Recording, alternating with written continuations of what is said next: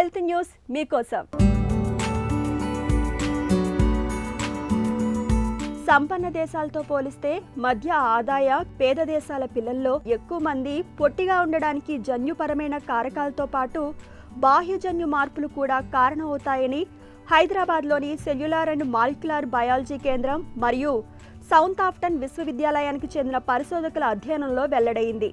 ముఖ్యంగా NOC3 అనే జన్యువు ఎత్తును గణనీయంగా ప్రభావితం చేస్తుందని, బాల్యంలోనే జాగ్రత్తలు తీసుకుంటే భవిష్యత్తులో మధుమేహం, హృదయ సంబంధ రుగ్మతల వంటి అసాంక్రమిక వ్యాధుల ప్రమాదాలను తగ్గించగలుగుతామని పరిశోధకులు గుర్తించారు.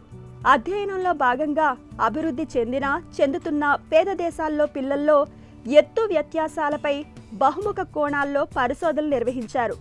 గర్భధారణకు ముందు, గర్భిణీగా ఉన్నప్పుడు తల్లి తీసుకునే పోషకాహారం వారి పిల్లల ఎత్తు, భవిష్యత్తులో తలెత్తే అసాంక్రమిక వ్యాధులను నిర్దేశిస్తుందని, జన్యువుల రసాయన మార్పు ద్వారా జన్యు వ్యక్తీకరణ నియంత్రణను ఎపిజెనెటిక్ రెగ్యులేషన్లో పరిశోధకులు గమనించారు.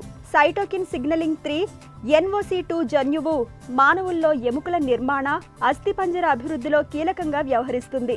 మిథైలేషన్ ఎక్కువగా ఉంటే పొట్టిగా ఉండే అవకాశాలు తక్కువగా ఉంటాయని శాస్త్రవేత్తలు పేర్కొంటున్నారు. తల్లిదండ్రుల సామాజిక, ఆర్థిక పరిస్థితులు, తల్లి ప్రసూతి సమయంలో తీసుకునే పోషకాహారం, పరిశుభ్రత వంటివి పిల్లలకు యుక్త వయసులో వచ్చే అనారోగ్య సమస్యలు ఎదుర్కోవడంలో కీలక భూమిక పోషిస్తాయని పరిశోధకులు చెబుతున్నారు.